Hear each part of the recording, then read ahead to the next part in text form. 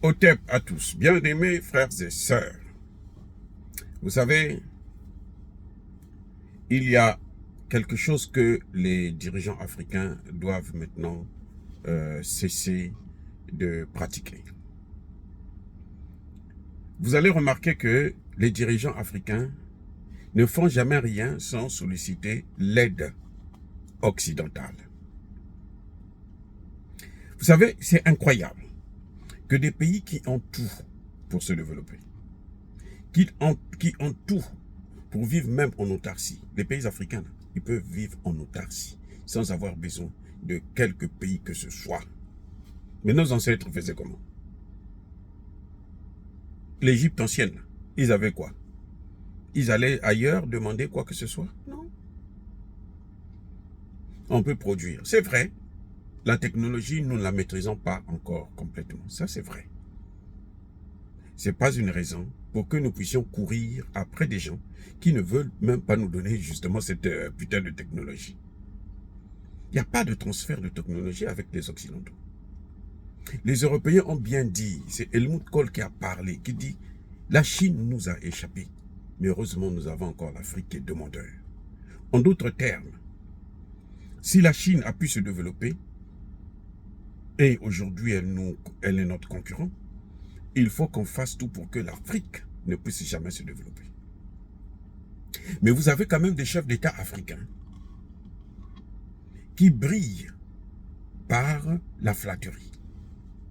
Vous les voyez partout. Dès qu'on les appelle pour venir à un sommet européen, ils sont tous là. Et quand je parle de sommet européen, je parle de l'Occident. Je préfère encore qu'ils aillent tous en Chine ou en Russie, parce que eux, ils ne les ont jamais colonisés, en tout cas jusqu'à présent, jusqu'à preuve de contraire, mais que chaque fois que la France, l'Allemagne, Club de France, Club de Londres, ils courent. FMI, Banque mondiale, ils courent. Mais le FMI et la Banque mondiale, c'est quoi? Ce sont les institutions qui ont été mises créées par les Occidentaux pour continuer à dominer les pays africains dans le domaine économique et financier. C'est le FMI et la Banque mondiale qui ont endetté tous nos pays africains. Je me souviens quand j'étais encore très jeune en Afrique, notamment au Congo, nous avons des entreprises qui fabriquaient le sel, qui fabriquaient le coton, qui fabriquaient l'huile de palme, qui fabriquaient les verres, qui fabriquaient les pagnes, hein, ainsi de suite. Toutes ces usines ont été privatisées. Et elles sont toutes en faillite aujourd'hui. Elles ont été privatisées par qui?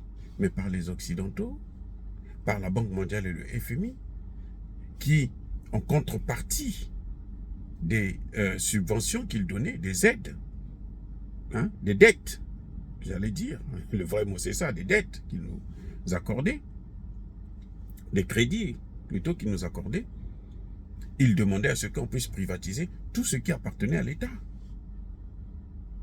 Et ils ont cassé le marché de l'emploi, au point où tous les jeunes à 90, 99% qui sortent de l'école ne peuvent pas trouver un emploi. Vous avez des licenciés, vous avez des maîtrisards qui sont obligés de vendre des légumes au marché, de faire le taxi, ainsi de suite. À cause de qui? À cause du FMI, de la Banque mondiale. À cause de qui? À cause des Occidentaux. Mais qui a conseillé nos pays à aller vers le FMI et la Banque mondiale? C'est bien la France, les États-Unis, l'Angleterre, l'Allemagne et autres. Allez-y là-bas, on va vous donner de l'argent. Nous, on va plaider pour vous pour qu'on vous donne des prêts. Mais entre-temps, vous nous donnez vos matières premières. Vous nous donnez vos entreprises. Et quand on leur donne les entreprises, parce qu'il ne faut pas créer les emplois, il faut décasser le marché de l'emploi pour contrôler, parce que plus les gens sont pauvres, plus vous les contrôlez. Et qu'est-ce qu'ils font? Un an plus tard, cette entreprise-là est en faillite totale. On vous dit que les Congolais n'arrivaient pas à gérer, c'est pour ça qu'on a préféré privatiser. Donc, Nos dirigeants doivent arrêter d'aller s'endetter, d'aller commander de l'argent au FMI, à la Banque mondiale. Ce n'est pas ça qui va les développer. La main qui donne est toujours au-dessus de celle qui reçoit. Ça, c'est clair. Donc, plus nous allons demander, nous allons être demandeurs, plus eux, ils vont avoir la même mise sur nos matières premières et sur nos ressources humaines aussi. Et oui. C'est pour ça que vous voyez que les cadres, la crème de l'Afrique, elle est obligée de fuir. Et ces gens-là, on les reçoit. Hein. C'est pas comme ceux qui viennent en bateau qu'on fait couler. On fait couler. Vous savez que les Italiens parfois font couler des bateaux, des migrants africains. Et les chefs d'État africains continuent. Le Sénégal est passé maître dans la mendicité. Le Sénégal est aujourd'hui un des grands pays producteurs de pétrole et de gaz en Afrique. Mais pourquoi les commander? Échangez votre gaz, échangez votre pétrole avec de l'argent. Voilà, celui qui veut venir investir chez vous, il n'a qu'à venir investir pour l'exploitation du pétrole, créer des emplois. Il faut maintenant transformer, avoir des raffineries chez vous. Le Mali est en train de nous montrer l'exemple. Oui, il ne faut pas faire des choses où les générations futures vont payer. Aujourd'hui, nous payons ce que nos ancêtres, les erreurs de nos ancêtres. Ils avaient été trop gentils avec ces Occidentaux. Ils avaient été trop larges. Ils leur ont tout donné, tout appris. La philosophie, la science, la technologie, tout ce qu'ils savaient, ils leur ont donné. Ils ont brûlé la bibliothèque d'Alexandrie. Et ils sont partis. Et ils veulent maintenant se vanter. On dit que la médecine a été inventée par Hippocrate, alors que c'est l'œuvre de Imhotep. On ne peut pas continuer comme ça, les gars. Nos dirigeants, les dirigeants africains, doivent maintenant savoir que il faut que ça cesse. Il faut que ça cesse. Ce sont eux qui ont les ressources. Vous savez, le Mali ne reçoit aucune aide. Le président Assimi Goïta n'a même pas le droit de voyager dans les pays occidentaux. Mais il est en train de faire, il a plutôt fait en un an, 10 fois ce que les chefs d'État africains qui ont passé 10 ans, 15 ans, 20 ans, 30 ans, 40 ans au pouvoir n'ont pu faire. En un an, hein, je dis bien en un an. Je vous rappelle que le Mali est aujourd'hui le deuxième pays producteur de riz en Afrique. Il est devenu un des grands producteurs d'or en Afrique. Le Mali est en train de s'apprêter là maintenant à fabriquer des drones. Mais tous les pays africains peuvent le faire. C'est un problème de gestion. Arrêtez de nous humilier comme ça. Arrêtez de nous humilier. Parce que ça ne peut pas continuer comme ça. Il faut maintenant que nous, on puisse aussi nous dire que nous sommes dignes. Nous sommes des hommes. Nous sommes responsables. Nous voulons travailler. Donnez-nous seulement les moyens de travailler et nous allons travailler.